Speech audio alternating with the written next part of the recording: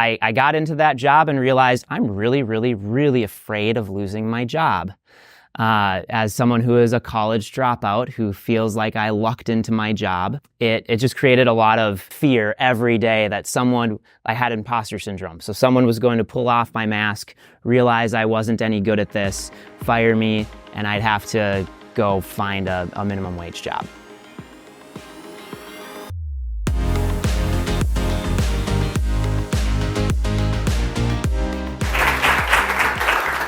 Thank you for the introduction.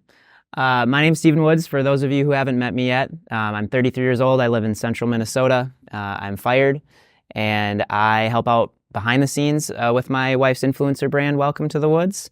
My fire journey started, like I think a lot of yours, with fear and anxiety. And over the years, I've come to understand that money grows on trees.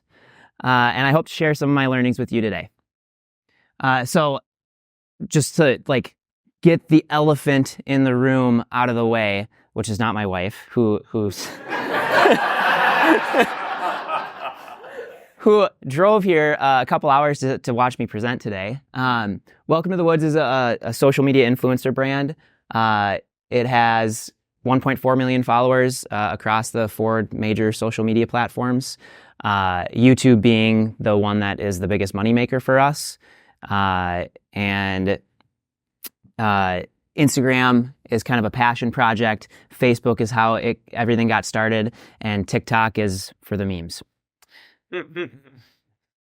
Hey, look, it's us. So I'm married to my lovely wife, Melissa. You'll meet her later. We have 4 kids. The oldest is 12. Then we have 10, 8, and 3. The first one came when I was 21 and Melissa was 20. And that created a lot of fear and anxiety for me because Melissa always wanted to be a stay-at-home mom. And so I got working very early. Today, I have very little fear and anxiety, and I'm now an avid sports enthusiast. I'm a proud college dropout. I went to college for 2 years. My wife, Melissa, has an associate's degree. We are not a highly educated household.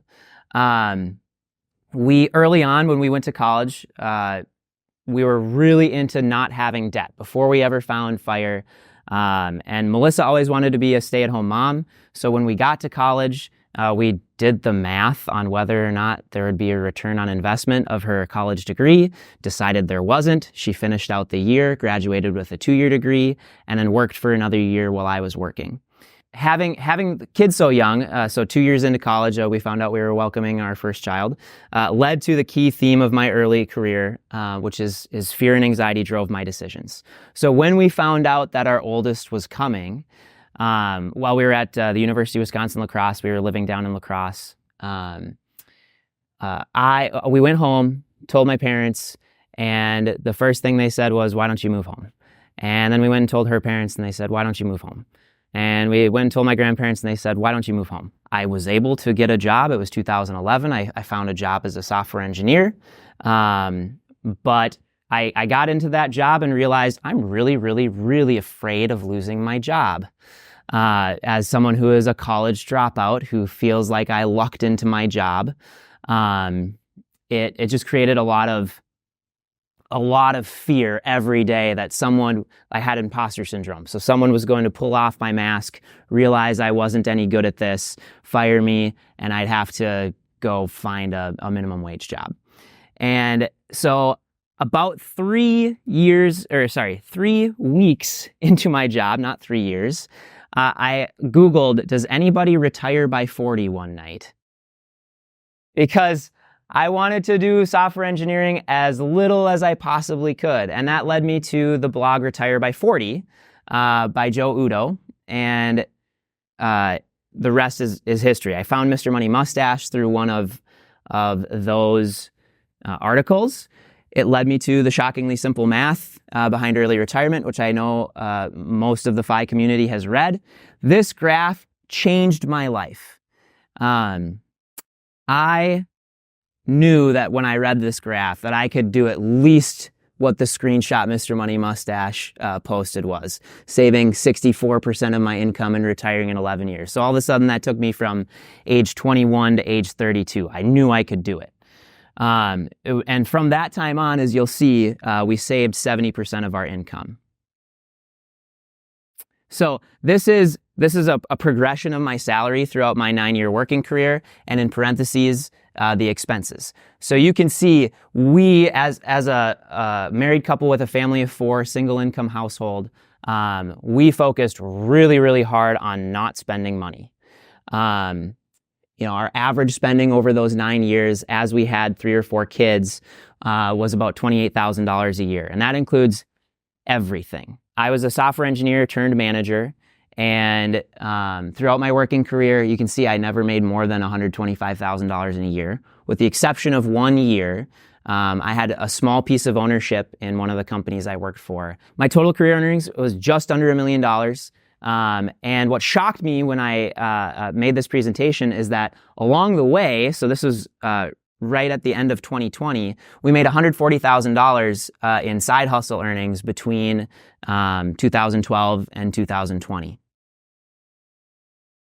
And as I was going throughout my career and accumulating money and going along my path to FI, what my wife and I came to realize is that when we're in control, good things tend to happen. And for me, a key turning point was when I hit what I like to call PovertyFI. $300,000 liquid net worth. It was a big deal for me. As part of my financial spreadsheet, I have a spot in my portfolio where I look at what my income is supposed to be if I were to retire today, like what my portfolio is supposed to put off, right? 3% rule, 4% rule, whatever you're using. And PovertyFI was a big deal for me because it marked the point where I could work a minimum wage job and we'd be fine. And my anxiety nearly disappeared at that point because I figured I could always just, suck it up and work in retail or flipping burgers or whatever I needed to do to support my family. And so my anxiety nearly disappeared. I don't feel like I'm a super anxious person today, but I was a super anxious person before we hit PovertyFI. It became way easier to enjoy life. I wasn't worried about losing my job, and it became easier to look for opportunities. And that gave me relentless optimism. And I'm someone who was naturally a pessimist. I was always saying the company's not headed in the right direction. Things aren't going well. As I went through my own journey, I was able to have relentless optimism for me. When you have enough money that any job will do, it's easy to be optimistic and have your ear open to opportunities. Hustles really started to take off for us around this time. And here are some of the hustles that we had along the way, which we're still doing some of them today. Coaching, I make about $5,000 a year coaching, high school sports. Flipping and selling stuff on Facebook Marketplace or Craigslist. My wife is really good at spotting deals. She often has, 5 or 6 pieces of furniture at her house that she's just sitting on, waiting to either redo it herself, or she knows she can make a profit on it, selling it to somebody else.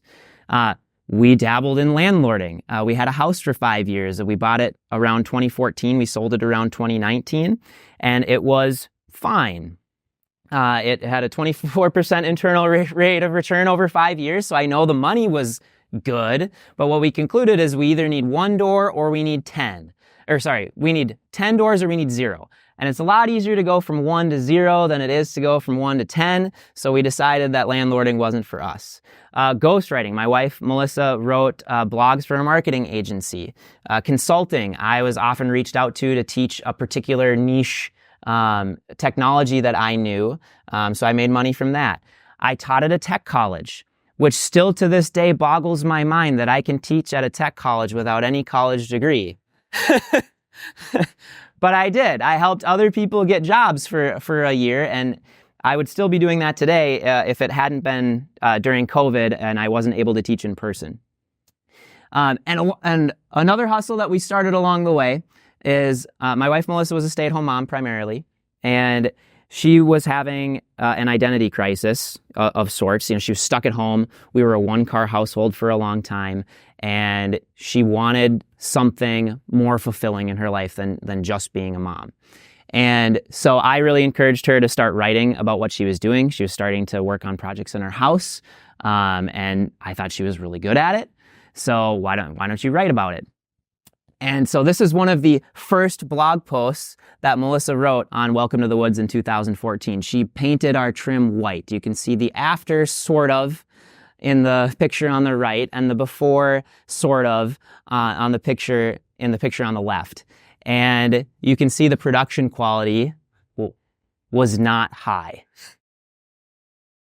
And that morphed over time. She made no money between 2014 and 2017, but video was starting to be really popular in blogs.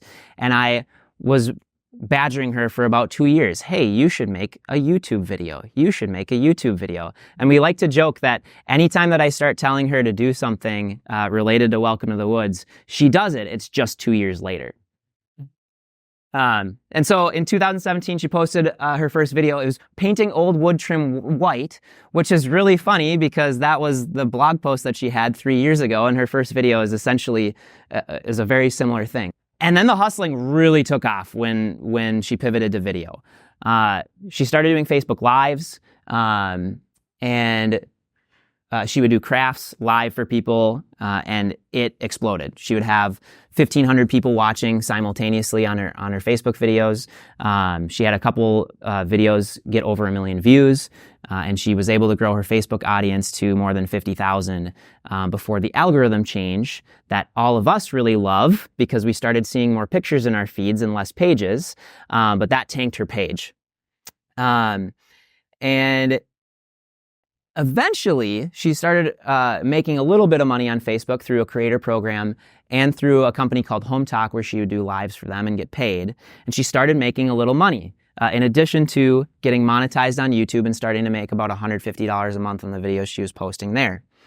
In 2017, she made $4,500.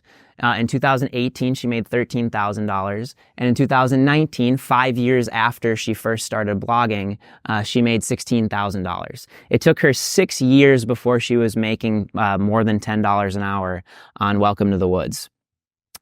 But that's not the reason she got into it. She got into it because she wanted to have this identity outside of being a stay-at-home mom. She would be doing it today, even if she wasn't as even if she wasn't having any success. She'd do it for free. And you can ask her about that after if you'd like. And then things started to really go gangbusters. She had this video.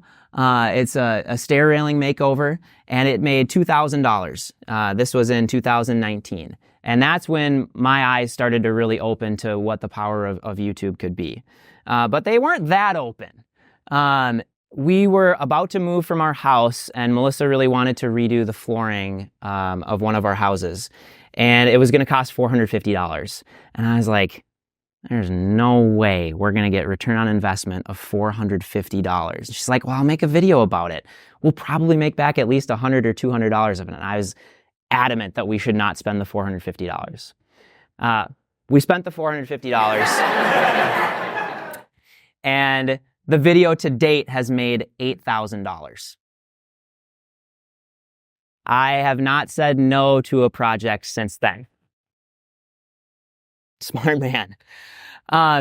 And like I said, things took off. In 2020, Welcome to the Woods made $40,000, then $70,000, then $90,000.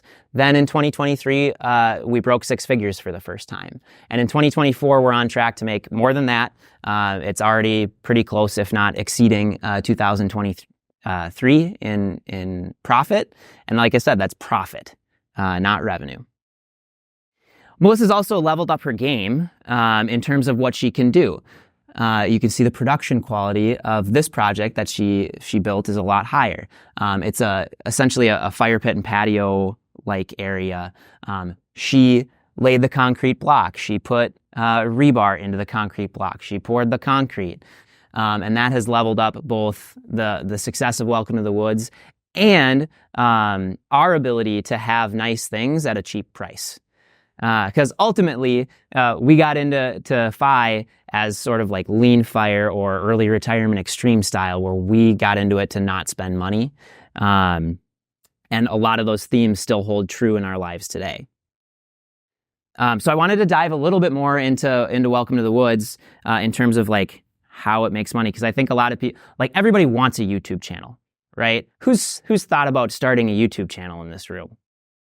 Yeah, a lot of people. Who's got a successful YouTube channel in this room? Right, exactly. Everybody wants a YouTube channel. Yes. Yes. YouTube is the majority of the revenue that Welcome to the Woods brings in. You can see, comparatively speaking, on the other platforms, they don't bring in a lot. And the reason for that is pretty simple. Melissa does not want to hawk products needlessly to people. When you see Instagram influencers or TikTokers or whatever, they're constantly hawking affiliate links and products, and that's how they make a ton of money. And morally speaking, we're not willing to do that, although I'm more willing to do that than Melissa is. She's got higher morals than me. But you can see through YouTube, we make money on ads, AdSense, sponsorships is a big component. So people paying us to promote their product in the video. We get super thanks. We do get some affiliate revenue on products that she's using anyway, etc. And one of the things I like most about this, I know there was actually a conversation yesterday about how there's no such thing as passive income, but there is deferred income.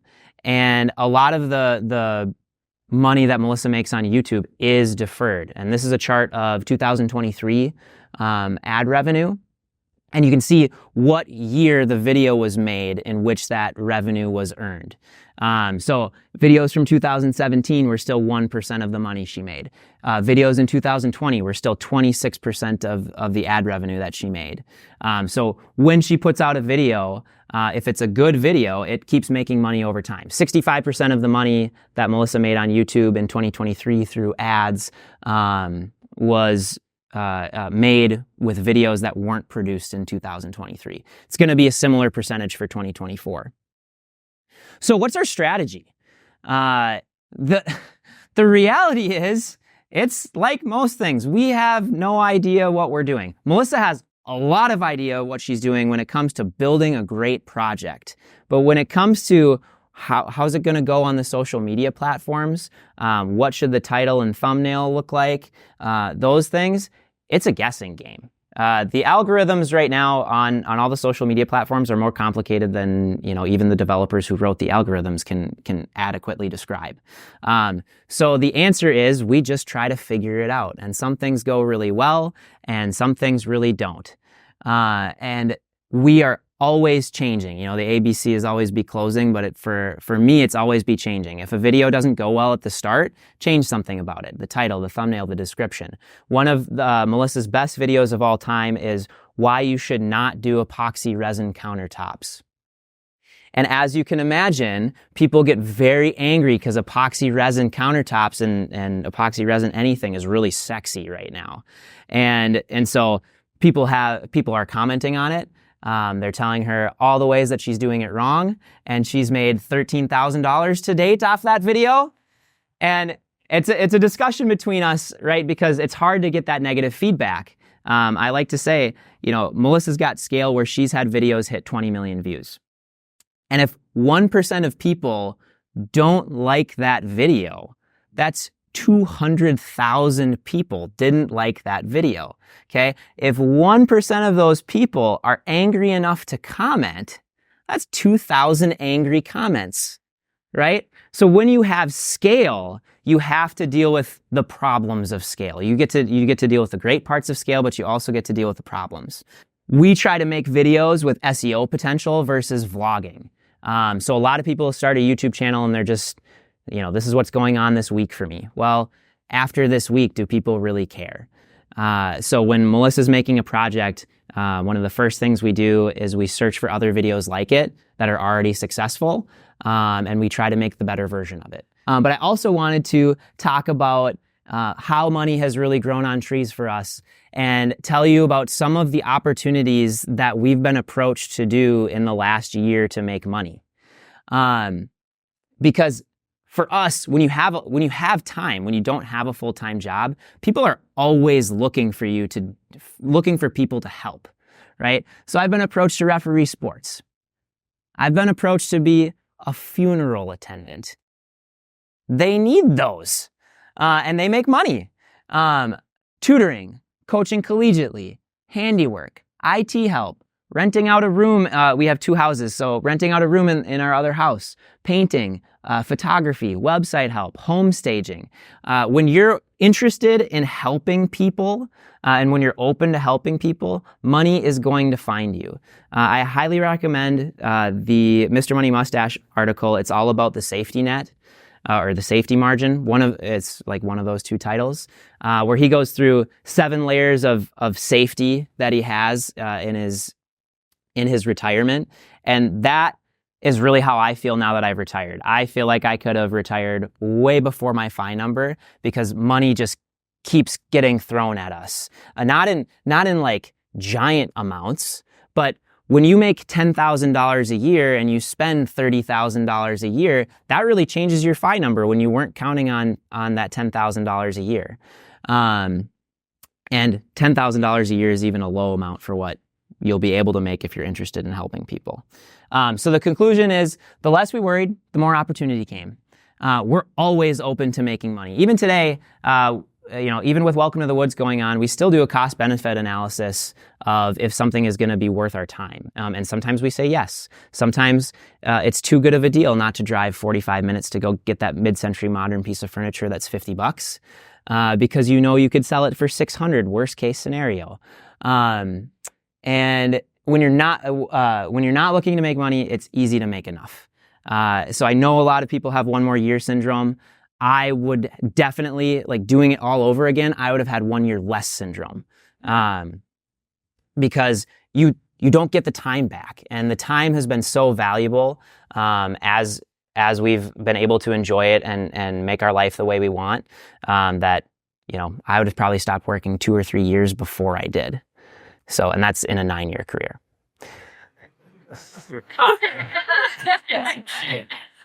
And that's without Welcome to the Woods. I still believe that we would be fine. We'd be totally fine. We'd be better off today than we were. That's it.